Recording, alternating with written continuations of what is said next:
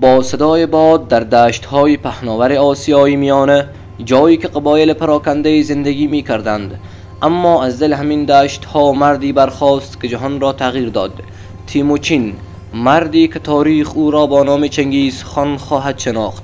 در سال 1206 میلادی تیموچین قبایل مغول را متحد می کند و خود را خان بزرگ می نامد.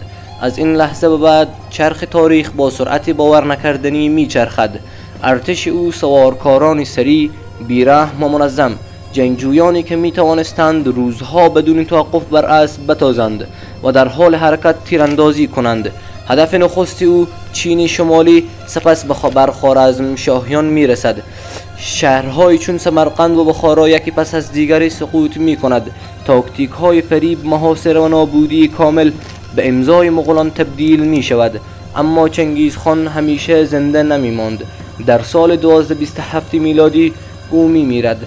قلمرو عظیمش میان فرزندانش تقسیم می شود و 4 قدرت بزرگ پدید می آید: خانات یوان در چین، ایلخانان در ایران، جغتای در آسیای میانه و اردوی زرین در روسیه.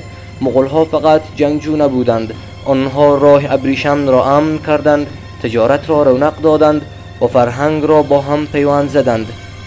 دانش و اختراعات از شرق به غرب و از غرب به شرق منتقل شد. اما شکوه همیشه ماندگار نیست. اختلافات داخلی، شورش‌ها و بلایای طبیعی مانند طاعون سیاه این امپراتوری را به زانو درآورد.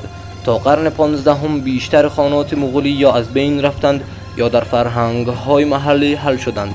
از این حال میراث مغولان هنوز زنده است، از نقشه‌های دقیق و جاده‌های امن گرفته تا پیوند ملت‌ها و فرهنگ‌ها.